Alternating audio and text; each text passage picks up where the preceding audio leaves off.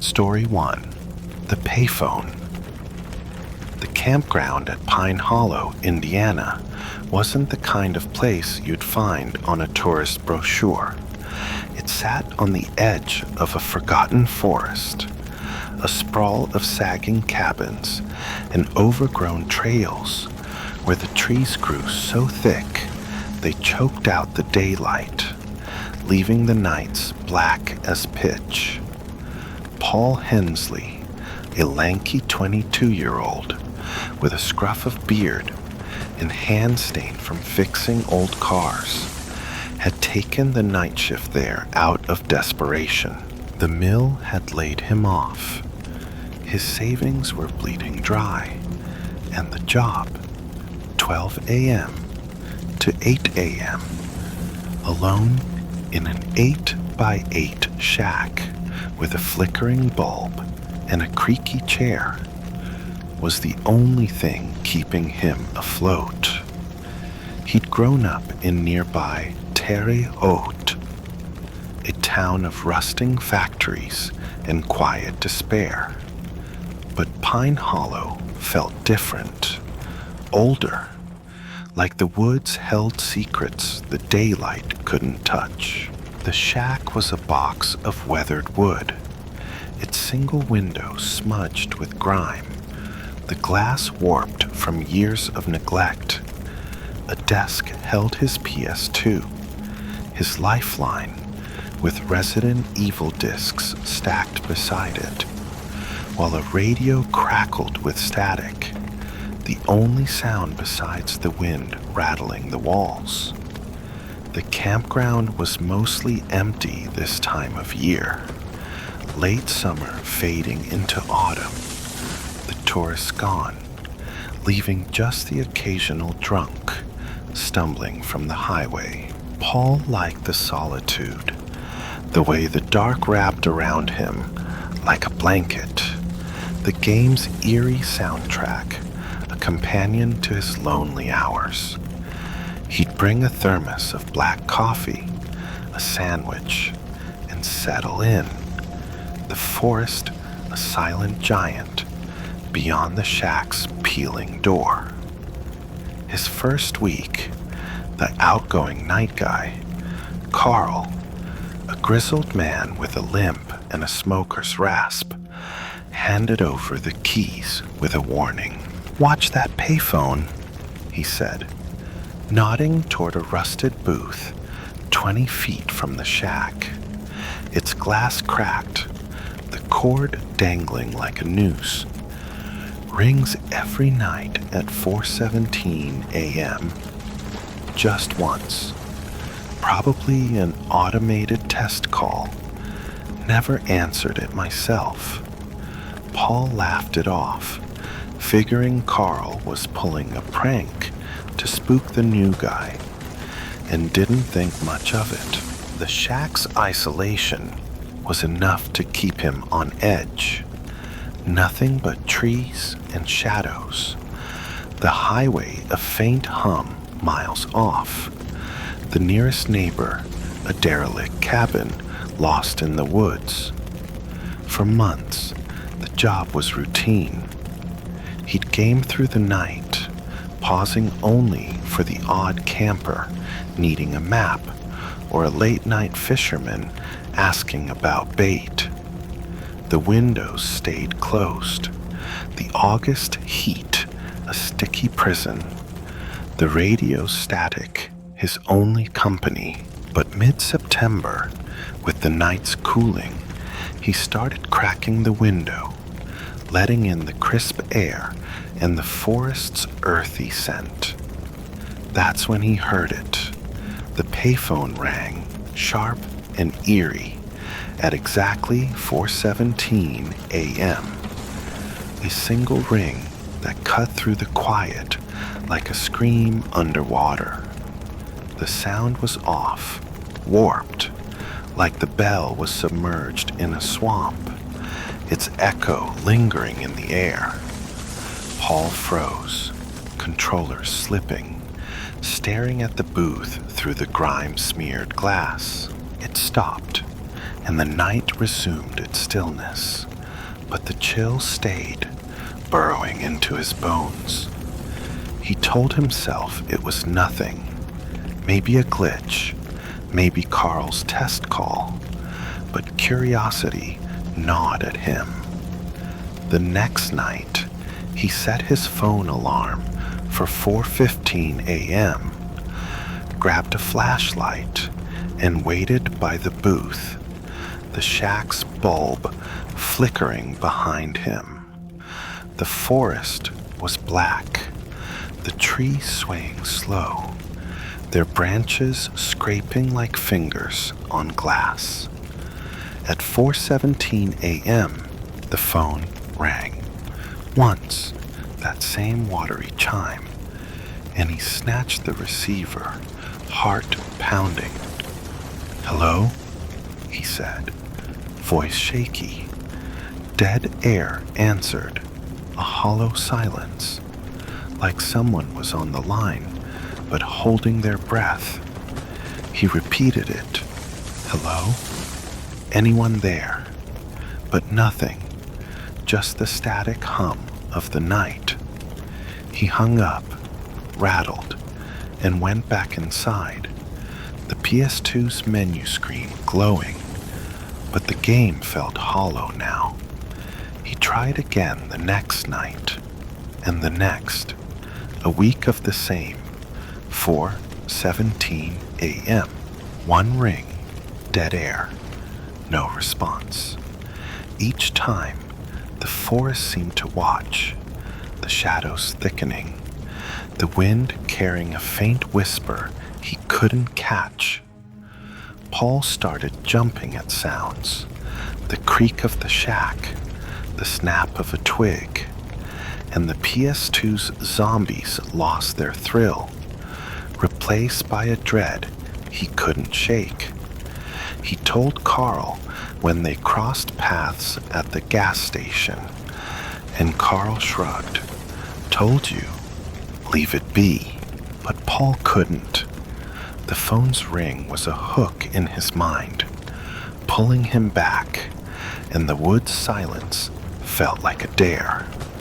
By early October, the air turned sharp, the leaves falling like warnings, and Paul decided to push further. He set the alarm again, waited by the booth, the flashlight beam cutting a shaky circle in the dark. At 4:17 a.m., the ring came, wet, eerie, and he answered. "Hello, who's there?" The silence stretched, then a sound, someone inhaling, a rasp through clenched teeth, like air dragged over gravel. His blood froze, the receiver slick in his hand, and a voice spoke, rough and low. Paul Joseph Hensley. His full name, precise. A voice he'd never heard, cold as the grave. It lingered, a whisper that filled the booth, and Paul's voice cut off, his throat tight, the forest seeming to lean in. He slammed the receiver down, heart hammering, and fumbled change into the slot, hitting 6-9 with shaking fingers. The line clicked, a robotic voice reciting a number. California, thousands of miles from Indiana. He dropped the phone, staggering back, the booth's glass reflecting his wide eyes, the forest black beyond.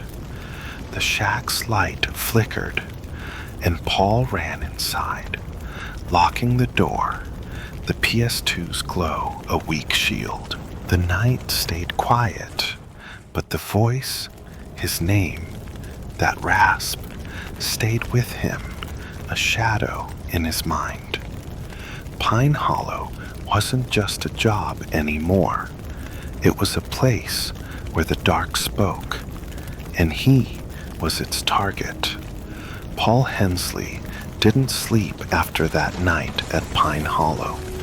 The voice on the payphone, his full name, rasped like gravel, dragged through a throat, clawing at his mind.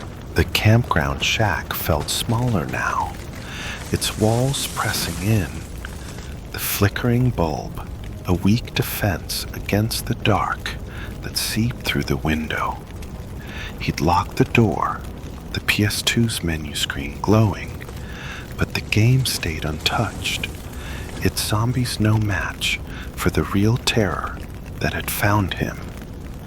The forest beyond was a living thing, its silence a mask, and Paul felt it watching, waiting, the payphone's booth a sentinel in the night, its cracked glass reflecting his fear. He called in sick the next shift, his voice shaking as he told the manager, a gruff woman named Doris, about car trouble. She grunted, "Get it fixed," and hung up, leaving Paul in his one-bedroom apartment in Terre Haute, the walls thin, the radiator hissing like a snake.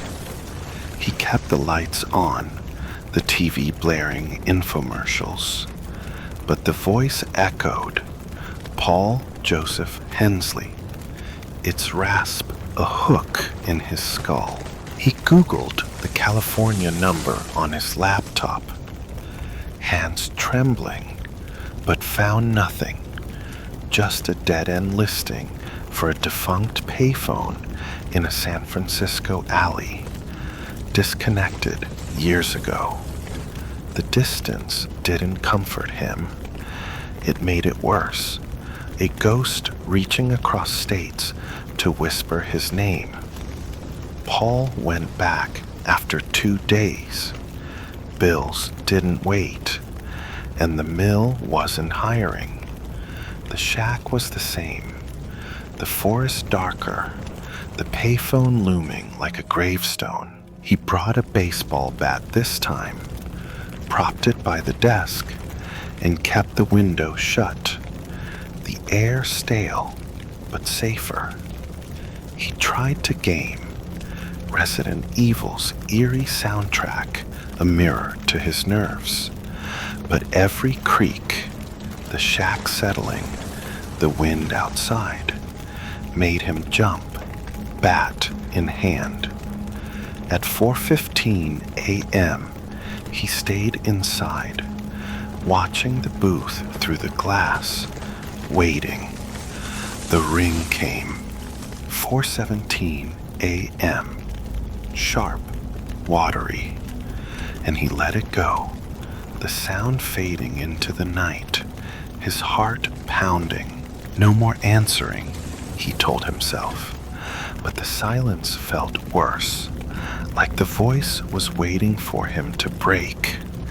The next night, he couldn't resist. He set the alarm, grabbed the bat, and stood by the booth, flashlight in hand, the forest a black wall around him. The ring came, once, eerie, and he answered, "What do you want?" The dead air stretched, then the rasp again, that inhale through clenched teeth. "You stayed." The voice was closer, not just through the phone, but behind him, a whisper on the wind. Paul spun, flashlight beam slashing the dark. Nothing, just trees, their branches swaying slow, but the air was colder, thick with a smell like damp earth and decay. He slammed the receiver down, bat raised, and back to the shack, locking the door, the whisper lingering. "You stayed."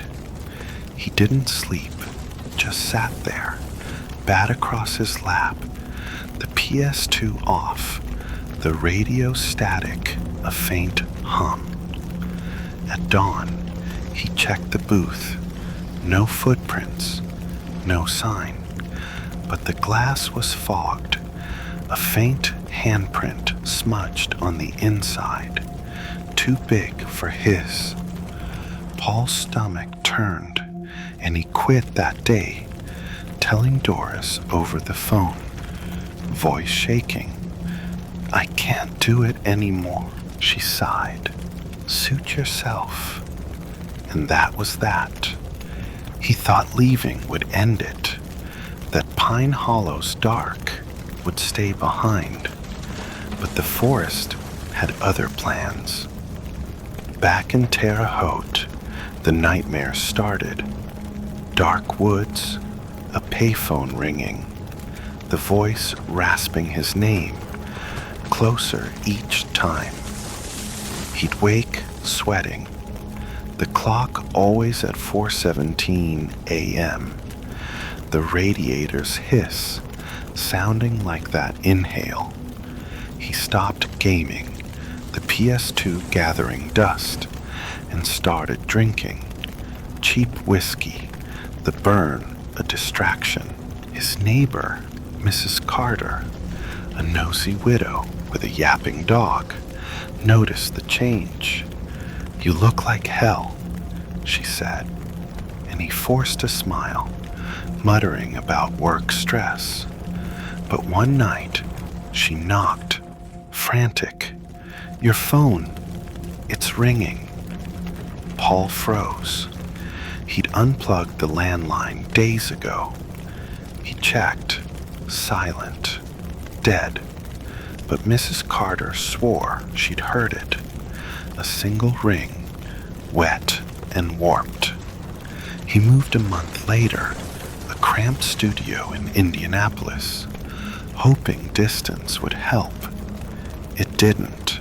The dreams followed, the voice clearer. "You stayed. Come back."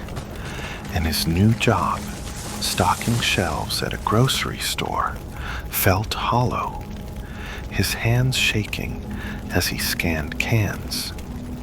One night, walking home, he passed a payphone on the corner, its glass cracked, the receiver dangling. At 4:17 a.m., it rang. Once, that watery chime, and Paul froze, the street empty, the city asleep. He didn't answer, just ran, the ring echoing behind him, the voice whispering through the wind. Paul Joseph Hensley. He keeps the bat by his bed now. The lights on, the whiskey bottle half empty on the nightstand. The dreams don't stop, the voice a constant shadow, and sometimes, in the quiet, he hears it, a ring, faint, from nowhere, the forest's call, reaching across miles. Pine Hollow marked him that night. It's dark, a stain he can't wash out, and Paul knows, wherever he goes, the payphone will find him, its voice waiting to pull him back to the woods where the shadows never sleep. Story 2. The Bicycle Thief in the Moonlight. The industrial district of Shadow Ridge wasn't a place you'd linger after dark. It was a maze of squat warehouses and rusted factories, their smokestacks looming like gravestones under a sky that never seemed to clear. Ethan Carter, a wiry 26-year-old with a mop of sandy hair and a jaw that hadn't seen a razor in days, worked the night shift at Dairy Logistics, a cavernous office building that handled shipping manifests for half the state. He was a data entry grunt, hunched over a flickering monitor from 3 p.m. to midnight. The hum of fluorescent lights and the clack of his keyboard only sound in the empty space.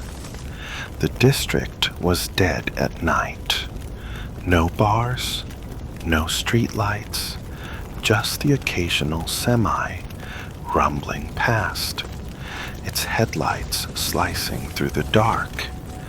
Ethan didn't mind the solitude.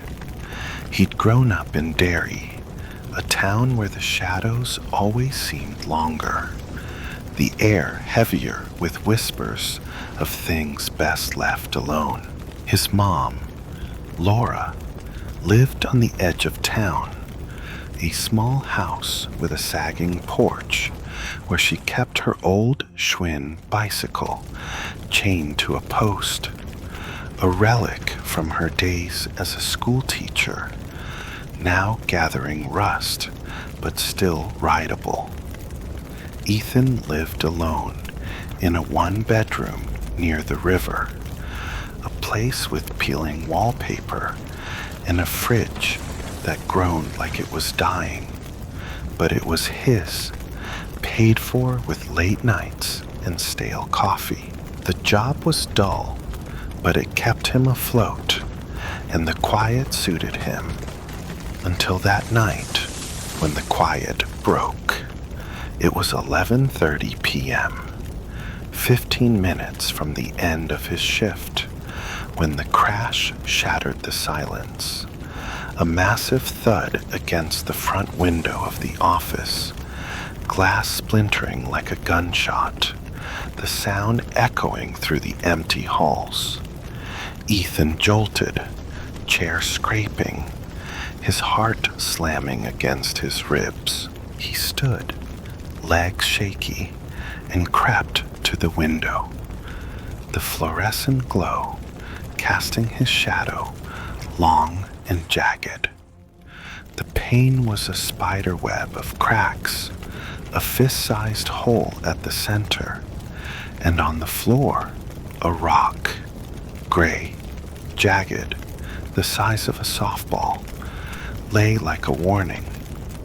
He peered out, the district a void of black, no headlights, no movement, just the wind whistling through the broken glass. "Who the hell?"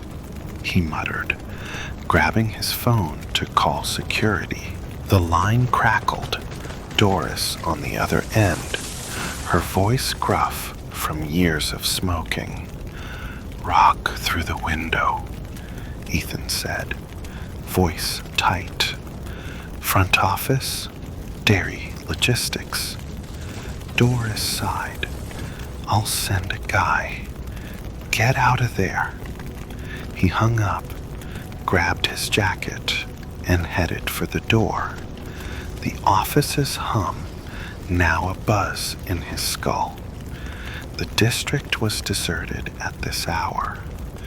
The other businesses shuttered, their windows dark. He stepped outside, the cold biting at his knuckles, and scanned the lot. No one, just his beat-up Toyota parked under a flickering sodium lamp, the shadows stretching long and wrong. Ethan's nerves jangled as he walked to the car, the rock's weight a question he couldn't answer. Who'd throw it? Why? He'd pissed off a guy at the bar once, a drunk who didn't like losing at darts, but that was months ago, and Derry wasn't the kind of town where grudges followed you to work. He reached the Toyota, fumbling his keys, and froze. The driver's door was unlocked, the handle cold against his palm. He swore he'd locked it. He always did, a habit from years in a town where things went missing too easy. He yanked the door open, checked the back seat. Empty, just a crumpled fast food bag and a stale smell of fries. His heart slowed, but the unease stayed, a prickle on his neck he couldn't shake. He drove home fast, the district fading in the rear view, the Toyota's engine rattling like a death knell. His apartment was a 10-minute drive, a gray box on a gray street, the river's murmur a faint backdrop. He parked, climbed the stairs, and locked the door behind him. The bolts click, a small comfort. Inside, the fridge groaned, the TV flickering with a late-night ad for knives that could cut through steel. He poured a whiskey, the burn steadying his hands, and called his buddy, Nate, a lanky mechanic who lived for Derry's dive bars. "You out?" Ethan asked, voice rough. Nate laughed. "At the Rusty Anchor, man. Come join. Drinks on me." Ethan glanced at the clock, 12:15 a.m., and figured what the hell. He needed the noise, the crowd, anything to drown out the night.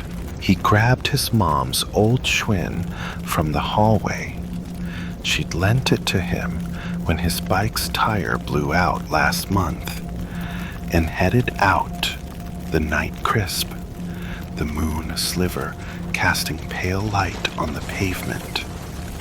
Derry's streets were empty, the houses dark, their windows staring like eyes.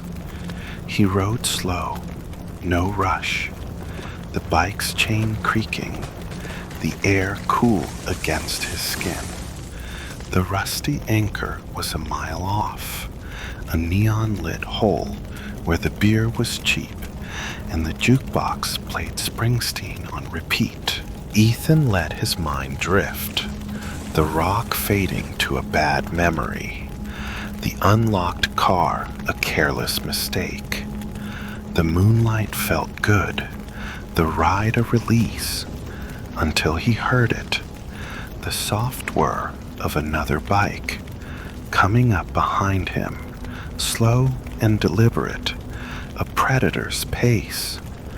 Ethan Carter pedaled faster down the moonlit street in Derry, Maine, the whir of the approaching bike growing louder, a steady hum that matched the pounding of his heart. The Schwinn's chain creaked, the night air biting at his cheeks, and he straightened up, veering to the left side of the road to let the rider pass.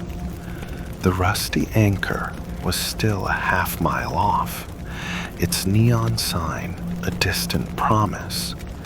But the street was empty, no cars, no lights, just the moon's sliver casting shadows that stretched like fingers across the pavement. Ethan glanced over his shoulder, the sound too close, too deliberate, and saw him, a man on a bike, riding slow, matching his pace, his silhouette lean and jagged against the dark. The man pulled alongside, his tires whispering on the asphalt, and Ethan's breath caught as he turned to look. The rider was thin, his face pale under the moonlight, with a shaved head that gleamed like bone. His eyes were wide, unblinking, and his mouth stretched into a grin, too wide, too sharp, a smile that spoke of madness, of things unhinged. Ethan flinched, the Schwinn wobbling, and the man's grin widened, teeth glinting like shards of glass, a chuckle escaping his lips, low and guttural.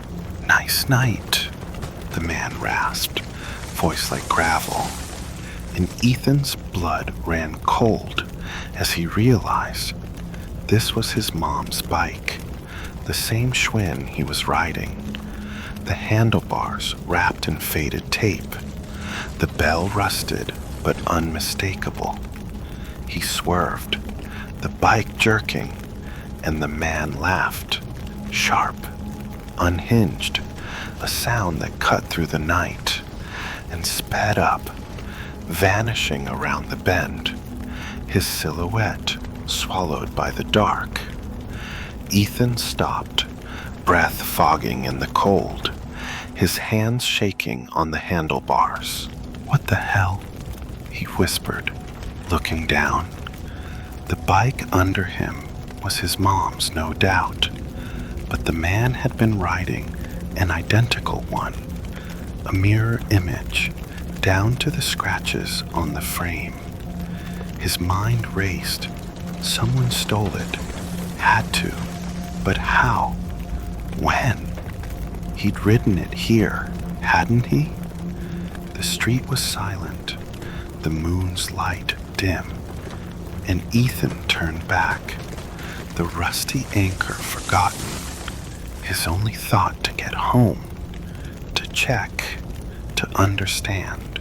He sprinted the Schwinn back to his apartment, the mile a blur of pounding pedals and ragged breaths. The man's grin burned into his skull. His building loomed, a gray slab against the sky, and he skidded to a stop, the bike clattering against the steps. He ran upstairs, key fumbling in the lock, and burst inside. The apartment dark, the fridge's groan a low growl. He flipped on the lights, chest heaving, and checked the hallway. His mom's Schwinn was gone, the spot where he'd left it empty, the chain he'd used to lock it lying coiled on the floor, cut clean. His stomach dropped, and he ran to the window, looking down. His Toyota sat in the lot, the back left door open, swinging slow in the wind, though he swore he'd locked it. Ethan grabbed a flashlight, his hands shaking, and went to the car, the night pressing in like a living thing. The door creaked as he pulled it wider. Nothing inside, just the fast food bag, but the air smelled wrong, sharp with sweat and something metallic. He checked the ignition, no keys, but the glove box was open, papers scattered, a photo of him and his mom at the pier last summer, now creased, a smudge of dirt across her smile. He backed away, flashlight beam darting, the lot empty, but the shadows felt alive, the man's grin lurking in every corner. He locked the car, ran back inside, and bolted the door, the whiskey bottle on the counter calling his name. He poured a glass, the burn steadying his nerves, and called his mom, Laura, her voice groggy at 1:30 a.m. "Ethan, what's wrong?" He told her, halting, panicked, about the rock, the unlocked car, the man on her bike, the open door. She went quiet, then, "My bike's here, Ethan," chained to the porch. His blood froze. He'd ridden it. He knew he had. But now, 2 bikes, hers and what? A copy? A trick? Laura's voice tightened. "Come over tomorrow. We'll figure it out." He hung up. The apartment too small, the walls too close, and poured another drink, the man's grin a shadow in his mind. The next day, at Laura's, the Schwinn was there, chained, rusted, untouched, but Ethan's unease grew. He told the cops, a deputy named Hargrove who chewed gum and wrote slow. "Sounds like a prank," Hargrove said, but his eyes flicked to the woods behind Laura's house, where the pine stood thick and silent. Ethan didn't buy it. Pranks didn't leave your car open, didn't steal your bike, didn't grin like that.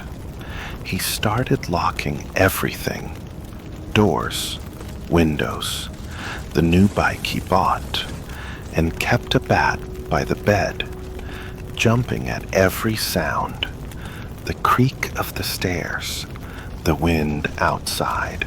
Weeks later, walking home from the Anchor, he saw it, a Schwinn, chained to a pole, identical to his mom's. The bell rusted, the tape faded. A note was taped to the seat: "Nice night." Ethan froze, the street empty, the moon's light cold, and he heard it, a chuckle, low and guttural, from the alley across the road. He ran, the note crumpled in his fist, the grin following him in his dreams, a shadow on a bike that Derry wouldn't let go.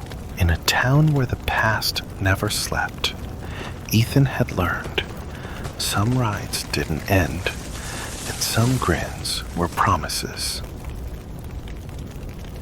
Story 3. The Lady Next Door. Maple Hollow wasn't a town you moved to for the bright lights. It was a place of quiet streets and long winters, where the shadows seemed to cling a little too tight, and the wind carried whispers older than the pines.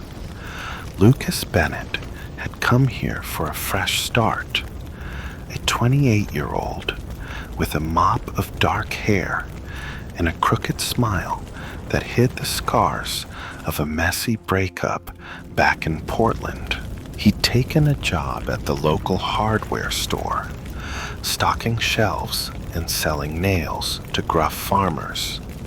But it paid the bills, and the small apartment he'd rented on Willow Lane was a steal. His buddy, Caleb, had bought the building a year back, gutted it, and turned it into a 2-unit rental. Modern, clean, with new floors and a fresh coat of paint. Caleb couldn't find a buyer, so Lucas offered to rent the ground floor, a 1-bedroom with a view of the street and a back door that led to a shared alley. The apartment was a step up from his last place, a moldy basement with a landlord who never fixed the heat, so Lucas settled in quick, unpacking his meager belongings: a futon, a TV, a box of books, and a coffee maker he couldn't live without. The building was small, just his unit, and the one upstairs, occupied by a woman named Evelyn Harper, a reclusive 45-year-old who Caleb had warned him about. "She's odd," Caleb said, scratching his beard, "but harmless, keeps to herself." Lucas shrugged it off. He wasn't here to make friends, just to rebuild, and the quiet suited him fine. But the quiet didn't last. It started the first week, late September, the air sharp with the promise of fall, the leaves outside his window turning gold and red. Lucas got home from the store around 8 p.m., feet aching, the smell of sawdust still on his jacket. He cracked a beer, flipped on the TV, some reality show about fishing, and settled onto the futon, the hum of the radiator a soft backdrop. Around midnight, as he drifted toward sleep, a sound cut through the haze, loud, rhythmic, a woman's voice chanting over a crackling radio. It came from upstairs, Evelyn's unit, the words muffled, but the tone fervent, like a preacher at a revival. "Jesus saves, Jesus saves," she repeated, her voice rising, then falling into a murmur, as if speaking to someone who wasn't there. Lucas groaned, rubbing his eyes, and turned up the TV, hoping to drown it out. It didn't work. The chanting grew louder, punctuated by thumps, like she was pacing, her footsteps heavy on the old wood. He checked the clock, 1:15 a.m., and sighed, dragging himself to the door. He climbed the narrow stairs to her unit, the hallway dim, a single bulb flickering overhead. Her door was painted black, the paint chipped, and a faint smell, like damp rot and incense, seeped through the cracks. He knocked, firm but polite. "Hey, Miss Harper, can you keep it down? I'm trying to sleep." The chanting stopped, the radio cutting off mid-sentence, and the door creaked open, just a sliver, her face peering out. Evelyn Harper looked older than 45, her skin sallow, her gray hair tangled and thin, her eyes sunken but sharp, darting over him like she was sizing him up. Behind her, Lucas caught a glimpse, walls covered in crosses, painted in jagged strokes of red, blue, and yellow. Words like Jesus and angels scrawled in a frantic hand. The windows were blacked out, no light seeping in, and the air inside was thick, the carpet yellowed and stained, cockroaches skittering across it. A pile of dog feces sat in the corner, though no dog was in sight, and the stench hit him hard. Rotting meat, mildew, and something sour. "Please," he said, voice tight, "just keep it down." She stared, unblinking, then shut the door, the radio roaring back to life, louder than before. Lucas went back down. The image of her apartment burned into his mind, the stench clinging to his clothes. He couldn't sleep, the chanting a relentless drone through the ceiling, and he started keeping the TV on all night, the volume high, a barrier against her noise. The next night, his girlfriend, Mia, a petite brunette who worked at the diner on Main Street, stayed over, her laughter a welcome light in the dim space. They watched a movie, tangled on the futon, and fell asleep, the radiator's hiss a soft lullaby. At 2:47 a.m., Lucas woke, not to noise, but to a feeling, a weight in the air, like someone was watching. He opened his eyes, the room dark, except for the TV's faint glow, and saw it, a shadow by the bed, tall and still, a figure standing over them. He blinked, heart lurching, thinking it was a trick of the light, a half-dream like the ones he'd had as a kid, seeing shapes in the dark. But the shadow moved, leaning closer, and a voice whispered, soft and cold, "You should lock your doors." It was Evelyn, her face pale in the dim light, eyes wide, a power drill in her hand, the bit gleaming. Lucas screamed, scrambling back, Mia jolting awake, her cry sharp. Evelyn turned, slow, and walked out, the back door clicking shut behind her, the night swallowing her whole.